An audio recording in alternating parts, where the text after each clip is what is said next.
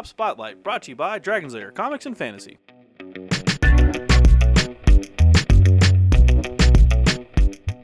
Hey everyone, I'm AdamHarry from Bell Lost Souls with Drake from Dragon's Lair Comics and Fantasy. and we're back with another Tabletop Spotlight. Drake, you got Volos. I have Volo Good Arms Guide to Monsters. I am so pumped about this book, man. I'm so stoked. I've been excited. So, for some time. the reason we're both really pumped is that this book has basically it's like an encyclopedia, but it's written in like first person from Volo. Right? Yeah. Is this the best way to describe it? For the most part, Yeah. This is first and foremost a supplement to kind of the major players in the Monsters Handbook. Obviously, Monster Manual. They gave a lot of real estate to dragons and fleshing them out and like all these different kinds. It is Dungeons and Dragons. Right. But then certain other ones, like you see a lot, like orcs, kobolds, goblins, and then like the fan favorites like mind flayers. Yeah. And beholders. Sure. Those guys kind of fell by the wayside and didn't get nearly as much as what you needed. You still got some. You Yeah, still got like like their basic stats. You could run an an encounter with an orc warband, but if you wanted to get into like an orc settlement or orc culture, that was hard to do. It wasn't a lot down. Right. This is an in-world, in-setting kind of narrative of this scholar mage Volo or Volothem, going through and researching all these different creatures and giving you everything you need to know about them, as well as a handful of new stat blocks for new variants of those creatures. Yeah. Per all of them. What I really like about it too is, as most folks know that big fans of D&D. There's Volo, and then there's also this other guy. You might have heard of him called Elmeister. Maybe heard of him? Sounds familiar. Yeah, well, he has little annotations in there, and it's fun to read his kind of like take on some of the... Yeah, like it's being peer-reviewed. Yeah, it's a peer-reviewed paper. By all means. It's just so good. I'm so stoked. Let's stop stalling and get inside Volo's Guide to Monsters. Drake, are you ready for this, man? Oh, yeah. So real quick, this is the special edition, right? Yes, this is the limited edition hobby store exclusive cover. So pretty. It feels funny. It's got this kind of matte, almost Moleskine kind of thing to it. So good. So good. Noticeably, however, the trade-off is that it's lacking the book description on the back, which I think is very telling of the but it's supposed to. It's an encyclopedia. I just think it's funny. Like if you're picking this one up, you know what the book is already. Right, right. You're not looking for that information. But it's this really cool silvered, illithid design. Which I don't know what that is. We're gonna find out. So again, Volo's Guide to Monsters. So good. Here's the contents, table of contents. It's got, now, we mentioned earlier this is an in-world description of these monsters and kind of a research book, if you will. But there are very much still stat blocks. Absolutely. It's still going to be something that players and dungeon masters are going to be able to use in terms of game rules and game terms. It's not that it ignores that stuff, it's that it has so much more on top of that stuff, which is super cool. Again, real quick, the chapters, you've got monster lore, you've got new character races, a bestiary, which again, there's no A in there. So I found bestiary? That out. Yeah. There's Appendix A, which is assorted beasts. We've got Appendix B, non-player characters. Appendix C, monster lists. And then we have some awesome maps of monster layers. Right. Which is great. Which they're not all at the end. This is just a quick reference to where they are in the book. It's not like a folio at the end. No. That's a key to what pages they are on. These are in these parts, respectively. Right. We've got the Beholder Lair, the Goblinoid War Camp, which is awesome. Hag Lair, Kobold Lair, Mind Flayer Colony, an Orc Stronghold, and a 1T Temple. Yeah. And all through the book, a quick reference to straight to the stat blocks looking for. This is in alphabetical order, this part right here. So if you were looking specifically for, they're not in the same page order, obviously, but yeah. But you're looking for, where's the Necromancer stat block? Bam! Boom. Which is in non-player characters. Actually, I liked that part a lot, that inclusion a lot. Nothing to do with monsters, but that appendix is basically if you want to have an NPC without building them whole, like as a level 1 character. Right. It's a condensed version of the class, which is nice. I appreciated that. Oh, and before we go on, I do want to point out the disclaimer. Whether or not y'all are aware, the 5th edition books, the disclaimers are all quite funny. Oh, really? And the Wizards of the Coast does not vouch for, guarantee, or provide any promise regarding the validity of the information provided in this volume by Voltham Gadarm. Do not trust Volo. Do not go on quests offered by Volo. Do not listen to Volo. Avoid being seen with him for risk of guilt by association. If Volo appears in your campaign and your DM is undoubtedly trying to kill your characters in a manner that can be blamed on your own actions, the DM is probably trying to do that anyway, but with Volo's appearance, you know for sure. We're not convinced that Elminster's commentary is all that trustworthy either, but he turned us into flumps the last time we questioned him. That's pretty great. I never noticed that. Like that. I never noticed that. I highly recommend flipping back through your player's handbook and your monster manuals. I'm going to do that later today. A quick gander because that's they're pretty the little funny. gems. All right, so we're ready to go. Yeah, let's go. All right, so here's the preface. The man himself. The preface. The man himself, indeed. With introduction by him. And then we also see these throughout the book, which I think this is actually the Elmeister stuff. Yeah, these are. Yeah, notes from Elmeister. So these are just quick references to this introduction alone. Right. And that extends throughout the book. Yeah, you're going to see that repeated. It's color commentary in the book is great. It's beautiful. Oh man, monster lore. So how do we want to do this? We want to just show off like some of the chapters, some of the monsters, because I don't want to give everything away. We can't just flip through the whole book. No, but let's highlight the features without reading too much out of it. Okay. Let's start with beholders. Everybody loves beholders, right? So first off, you're gonna see really quick. You're gonna see an introduction about the stuff about the monster. So you're going to read real quick beholders. And this is all written in Volo's perspective, correct? For the most part?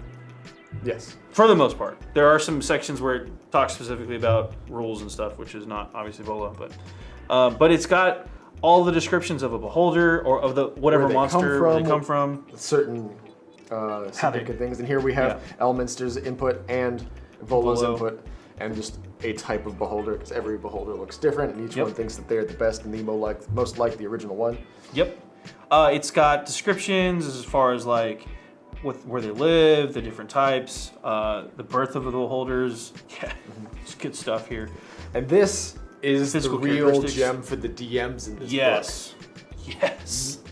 Because the thing about these creatures, this book, the focus for the DM at least, is to allow you to create interesting, engaging individuals out of these monsters. Right. Like this is for if you're running a campaign or an arc focusing around a beholder, you can get his entire anatomy down to the feet using this. Well, how big is he? Feet, but How big is he? Like, well, I want to back up real quick too, because again, it's got all the descriptive stuff, narrative-wise, from the perspective of Volo and Elmeister's chiming in.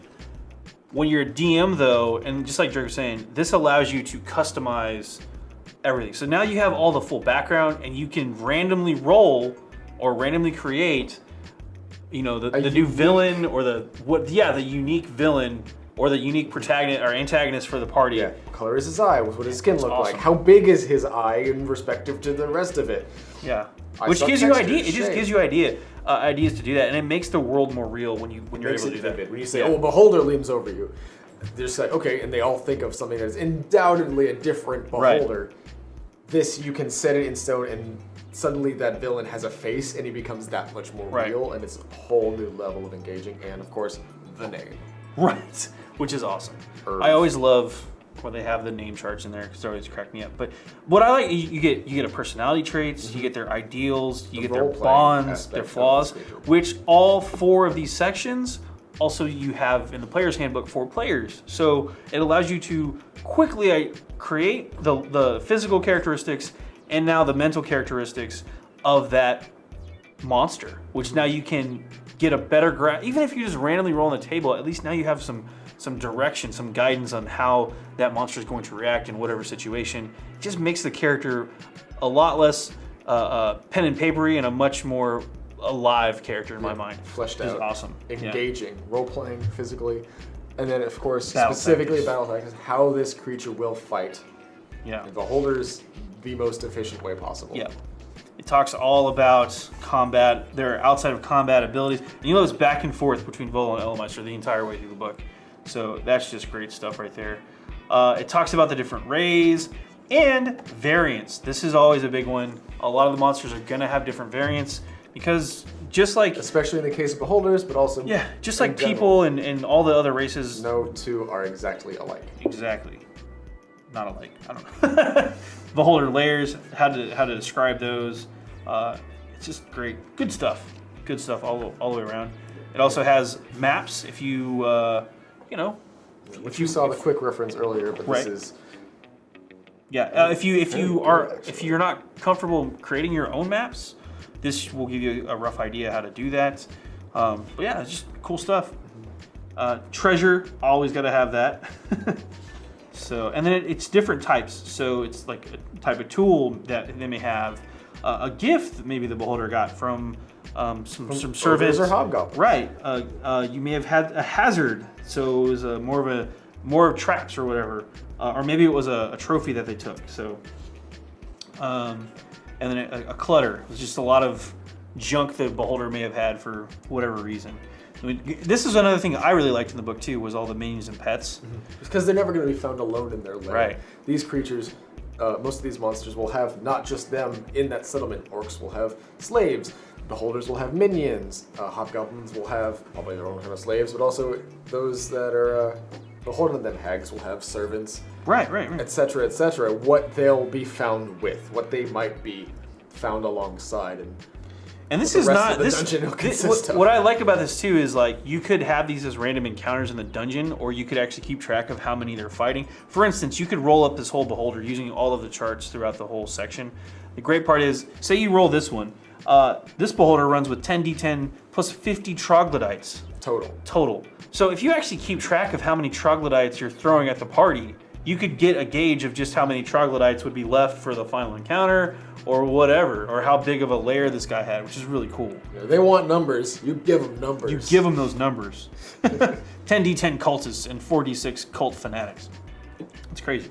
Paranoia, megalomania, all that fun stuff. This is one of the fun little back and forth things I wanted to point out real quick too. So we've got Elminster's here is going, beholders rule territories and try to manipulate the wider world from them. For adventurers, the trick is learning where a given beholder believes its territory's boundaries are.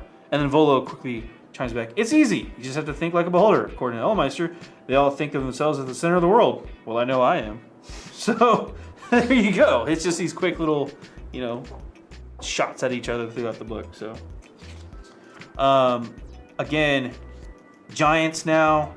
We're not going to go through each one of these sections, but you get a good general idea. It's basically the same kind of more giant personalities, like lair, behavior, fight, personality traits, dimensions, physicalities, all the different, quite extensive. And I imagine giants is probably significantly thicker than the rest of them, just because there's many different types. Yep. All the variants of giants. We had gentle giant. We had stone giants, fire giants, stone giants. Storm giants. Yeah, it just keeps going. Hill giants probably pretty short. Yeah. Gnolls. I'm trying to skip ahead. The hags was really fun. I thought they have different vehicles. Cars. I drive a skull through the air. Right. The hag lairs, where those are. If you're a fan of Baba Yaga or Hutter Brown, then you can totally base a lair off of that. But again, it just keeps going. I want to kind of skip ahead to me real quick. We're gonna go over here. I wanted to skip over to the character races because there's a bunch of new characters that you can play. So 106. 106.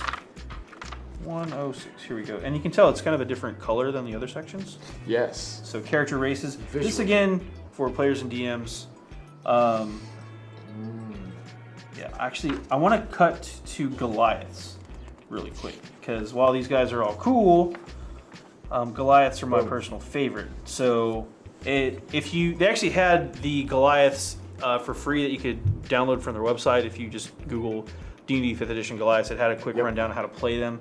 But it talks about different clans, their traits, Goliath's names. Basically, here they are again. Yep, ability scores. So if you want to play a Goliath. Yeah, which is all the second chapter is right. Playing as these characters, which I'm impressed that Kenku are in here.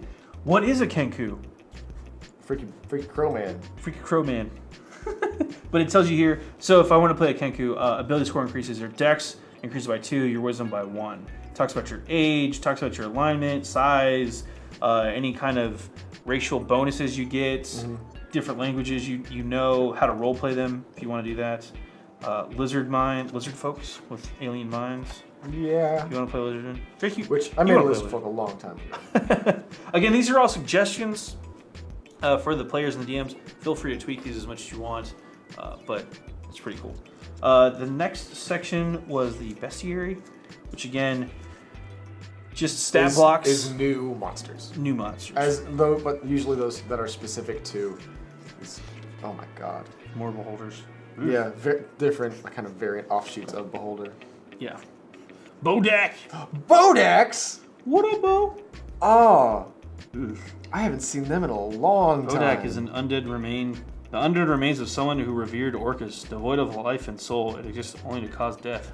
I didn't expect to see them back. Gazer. Not gozer, a gazer. And they're tiny, which I think is funny. Boggle. Like the gazer's like this big. From Big Trouble in Little China. Boggles the mind. Yep. Katopalpaw. I want to make a NPC bad guy that's a boggle, and his name is going to be Mind. Oh, jeez. Yeah. Mind the boggle. Yep. What? Boggles the mind. Shit. We could go on, but you get the idea. These are sweet. Giant Strider. Fire Newt Warlock of Imix. Whoa. Yeah. Flail snail. What the crap? Hobgoblin Iron Shadow. Do you want Hobgoblin ninjas? Yes. I do. Yes, I do. Hobgoblin. Hobgoblin Devastators. Whoa. Yeah, so you get the idea. Tons of stuff. Mind Flayers. Mind Flayer Lich. There was the one thing that you were talking about before. Yes. Should we show it off? I think it's coming up. Some of you may or may not have been wondering what happens if Mind Flayers enslave a beholder and dunk it in the Elder Brain pool. Well, I can tell you. There's the Elder Brain. What's the Elder Brain? Stats for an Elder Brain. Yeah. You get a Mind Witness. Oh, God. Just a heads up. If your DM throws one of these at you, they're probably trying to kill your character. Just want you to know. Thing is, it actually loses power. It's only challenge rating 5. Yeah. I still feel like your DM's trying to kill you. Yeah, but I mean, yeah, you like, if you encounter this, you know that there are both beholders and mind flayers. That's what I'm saying. That's what I'm saying. Yeah. Let's be perfectly fair. If you run into a mind witness, you know that there's other worse stuff coming, and it's just Morkoth. I don't want to give everything away, but you get the idea. There's tons of stuff. I want to call this out too. If you ever want to run like an orc-centric campaign, orcs usually show up all the time as antagonists throughout D&D campaigns anyway. This book actually has a ton of cool stuff about orcs. This will give you a lot of diversity. Yeah. So you don't feel like, oh, orc barbarian, and I know those stats. Yeah. It's really heavy variant, really interesting. You want to tell them what this guy is? The Hand of Urus? This is actually a nurtured one of Urtrus. Urtrus is the orcish god of plagues. Oh, this is this guy. Yeah. So his clerics, the Hands of Urtrus, are often keen on spreading plagues. Sometimes not necessarily intentionally. Sometimes if you're a 40k player, the plague is like out. Nurgle. Yeah, exactly. This is a Nurgle orc. Yeah. Sometimes people infected by the plague can be saved but not healed, and those get nurtured by the clerics of Urtrus into basically boomers from If you've played Left 4 Dead, yeah. Into these living pustulant bombs that they give their life as one final horrifying attack. Yeah. Yeah. They explode. And they do explode, pus. actually. Yeah, like is gross. Poison damage and poison and death. Yeah. And there's the Bat Riders of Sagras. Yeah. It's just cool. Like, if you want to play orcs, check that dude out. Demon possessed orca. Yeah. We're not gonna. I want to show everything off, but again, if you want to play, use orcs in your campaign, and maybe you don't know, maybe you've never done that before. You're a first time DM. You want to learn more about orc society. This will give you a lot to build on and to keep things interesting. Because I hate. Yep. Because like.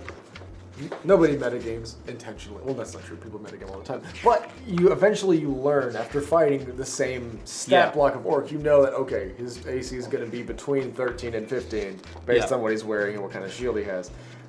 This is a way to keep them guessing. So real quick too, I wanted to show this one off. I thought this was cool. We've got the appendix of non-player characters. Yes. I skipped over one of the appendixes, obviously. But if you just need to whip out a character real quick for your party surprised you and took a left when you thought they were going to go right, and you need to come up with something really quick on the fly. Yeah. You've got stat blocks for all that stuff. These are basically stand-ins for player character-esque NPCs that are companions or potentially antagonists if they start attacking people. Exactly. Without having to make... Saves you some time. Give them everything that a player class has. It's a quick level 2-ish bard and what kind of abilities they would have, but some things that actually a little bit different, like taunt. That's a new thing, but it's something that's very bard-like that you don't directly see as an ability in the bard. If you want to do a blackguard and take him up to level 3 or something like that, or spellcast level 3 or whatever, if you need to do that real fast, again, you can just bust them out, ready to rock and roll. I am actually a huge fan of these and wasn't expecting something like this in the book. And it actually says the challenge rating's on there too, so that's a 12, the bard's like a 2, the blackguard's an 8. So you get a rough idea. Again, really quick NPCs. If you have some players that are a little on the wild side and just like to attack random things out of nowhere, that's what this book's for. Like, I need something to pull out real fast. Boom. And again, these are the same type of classes the players would play. So, very cool. Kraken Priest, so more gear stuff that just visually it's not actually there, but very cool stuff. Transmuter, War Priest. Different warlocks. Yep. Boom. And then of course your monster list, stat blocks. By creature type. You need to find them real quick. By environment, by challenge rating, which I think is super handy. Flipped too. Yeah. Yeah. You need a really quick random encounter. I need a level 8 challenge rating thing from the forest. Okay, boom, right there. Ready to rock and roll. Shasuba. What about the mountains? I need a level 2. There we go. There's your great a guard drake red. So, very cool stuff. Oh, hey, Orcus. Hey. Orcus and an Elder Brain. That's a bad combo. Oh. Well, look, there's mind flayers there. My God. Hints for the next campaign? I am not about that. Well, that would have been Out of the Abyss. It's horrible is what that is. Anyway, Volo's Guide to Monsters. More than just number crunching, more than just stats. Probably the fluffiest book yet. For fair. Yeah. Yeah. With the exception of maybe a Sword Coast. I would say, with the exception of maybe like the adventure guides, because that's a different kind of background and fluffy type of material. But this is just almost pure fluff, I think, as far as like what you're giving them. Yeah, yeah. I'm a huge fan. Yeah. I will be taking this copy home today. That's his copy. This one is mine. I'll write on it. I'm gonna go pick one up here in a minute. Actually, when Drake goes back to the store, I'm gonna follow him. Before you sell out of these covers, because this is, as I said, the Hobby Store exclusive variant cover. They will only do one print run of these. If your store has it, they will not get it again. We got ours a little bit early, but within the next couple of weeks, people like the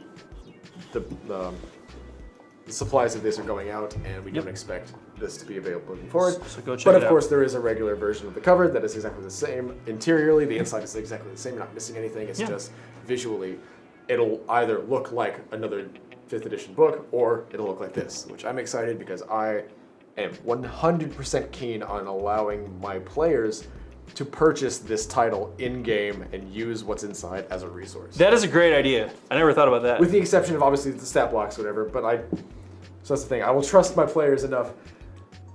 You can read this and learn everything in here provisionally about Illithid. There is, of course, the disclaimer.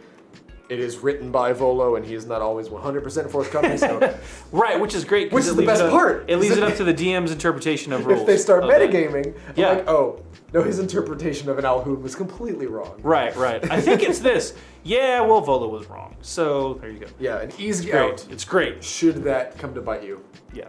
So go check it out. Let's hop out for a really quick recap. Well, that was Volo's Guide to Monsters. Probably one of the most exciting books for D&D 5th ed since, I don't know, Player's Handbook? This is, it made up for what was missing out of the Monster Manual. Oh, yeah. And what you saw with 3.5 in all those, like, Book of Aberrations, that kind of stuff. This is very much in that same vein, not quite as in-depth. Right. As far as, like, there aren't anatomical diagrams of an aboleth in here. Yet. But.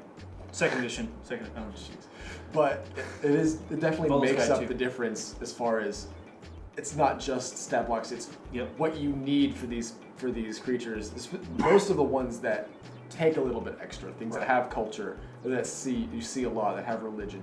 You don't need this much about an audiog. You don't need to know what the culture of the swamp monsters. I don't even know what that monsters is. are. Yeah. It's the thing with the tentacles with eyes on it. Yeah. You don't need that for those things, but you do definitely need this information for orcs, gnolls, mind flayers, especially. Kobolds. Yes. Everybody loves kobolds. Everybody. I love kobolds. Yeah. I love fighting kobolds. I mean, come on, they're cute. I love enlisting kobolds. My kobolds always defect, and they're like, "We'll join you, party members," and they're always so excited. It's the best. Well, real quick then, let's run some numbers on this because we can keep talking about it all day, and honestly, when we cut, we probably will. So, obviously, from Wizards of the Coast for D&D 5th edition, what's the price point on this? $49.95. And that's the same price point for both the limited edition or the regular, which is also the same as what the other handbooks have been. Player's Handbook, Dungeon Master's Guide, Monster Manuals, it is in line with them. It is the same. It is another book. Another tool in the toolbox for DMs. What I love about it too, probably one of my favorite things, is that because it's set in the world, we've talked about this, because it's set in the world, it's written by Volo, if your players are metagaming, you can just throw that curveball out and be like, yeah, that wasn't exactly 100% correct information. And so it's okay if your players read this. If you are a player, it's okay to pick up this book. It very much has the best of both worlds, where it gives you a great deal, but does it restrict you? Right. It's really more of a guideline. Yeah, even in the Forgotten Realms, if you're playing in World and Forgotten Realms, even then, you still have the flexibility as the DM to tweak it, which is so absolutely critical. So awesome. Especially when you're dealing with the players who will exploit something like that. No, players? Anyway, this has been another Tabletop Spotlight. We're super pumped about this one. Go check it out. I'm AdamHarry from Bell Lost Souls. And I'm Drake with Dragons Lair Comics and Fantasy. Thanks again for watching. Tabletop Spotlight, brought to you by Dragons Lair Comics and Fantasy. Thanks for watching.